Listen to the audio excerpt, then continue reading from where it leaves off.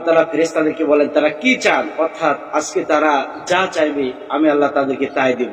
এমন একটি গুরুত্বপূর্ণ দিন, যে দিনটা শুধু আরাফাতের দিনে আল্লাহ তাআলা ফেরেশতাদেরকে নিয়ে আলোচনা। আসসালামু আলাইকুম ওয়া রাহমাতুল্লাহি ওয়া বারাকাতুহু।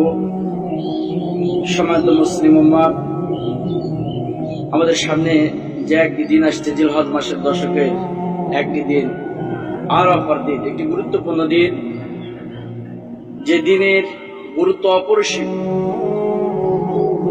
এই দিন সম্পর্কে রাসূল সাল্লাল্লাহু আলাইহি ওয়াসাল্লাম ইরশাদ করেছেন, এই দিনে সবচেয়ে বেশি মানুষকে জাহান্নাম থেকে মুক্তি দেওয়া হয়।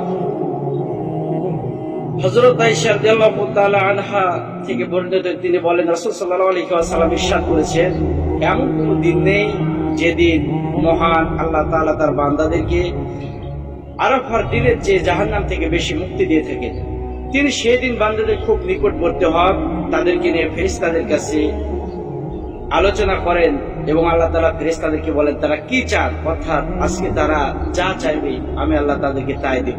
এমন একটি গুরুত্বপূর্ণ দিন, যে দিনটা শুধু আরাফাতের দিনে আল্লাহ তাআলা ফেরেশতাদেরকে নিয়ে আলোচনা করেন। আল্লাহ সাল্লাল্লাহু আলাইহি ওয়াসাল্লাম আরো বলেন যে আরাফাত দোয়া সবচাইতে উত্তম দোয়া। এই আরাফাত দিনের দোয়া সব থেকে উত্তম একটি দোয়া।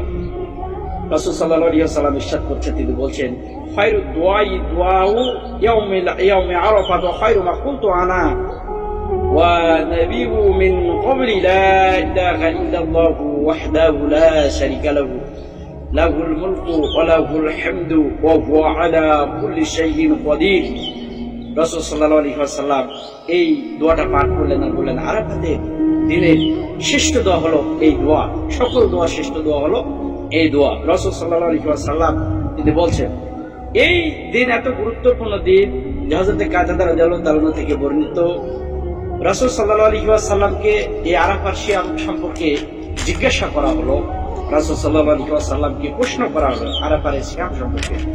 রাসূল সাল্লাল্লাহু আলাইহি ওয়াসাল্লাম তিনি বললেন এই আরাফাতের সিয়াম সম্পর্কে, যে আরাফার দিনের সিয়াম সম্পর্কে আল্লাহর কাছে আমি আশা করি যে বিগত 1 বছর ও আগত 1 বছর, অর্থাৎ 2 বছরের গুনাহ মহান আল্লাহ তাআলা ক্ষমা করবে, শুধুমাত্র আরাফাতের একটা দিন কেউ যদি ঈমানের সাথে সিয়াম পালন করে, রোজা রাখে। মহান আল্লাহ তাআলা এই আরাফাতের গুরুত্ব এত বেশি দিয়েছেন। রাসূল সাল্লাল্লাহু আলাইহি ওয়াসাল্লাম এই আরাফাতের ময়দান সম্পর্কে এত কথা বলেছেন যে এই আরাফার দিন মহান আল্লাহ তাআলা ফেরেশতাদের কাছে তার বান্দাদের নিয়ে আলোচনা করেন, খুব নিকটবর্তী হয়ে যান। এই জায়গায় নবী সাল্লাল্লাহু আলাইহি ওয়াসাল্লাম বলেন, নিশ্চয় আল্লাহ তাআলা আরাফার দিন বিকেলে আরাফায় অবস্থানকালে ব্যক্তিদের নিয়ে ফেরেশতাদের নিকট গর্ব করেন।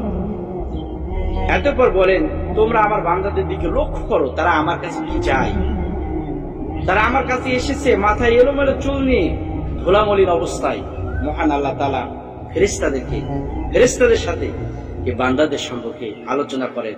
এত একটা গুরুত্বপূর্ণ দিন। শুধু তাই নাই, হজের ক্ষেত্রে হজের বিষয়েও তিনি বলছেন যে রাসূল সাল্লাল্লাহু আলাইহি ওয়াসাল্লাম ইরশাদ করেন, সূর্যোদয়ের পূর্বে আরাফায় পৌঁছে গেল, সে হজ পেয়ে গেল। পক্ষান্তরে যে ব্যক্তি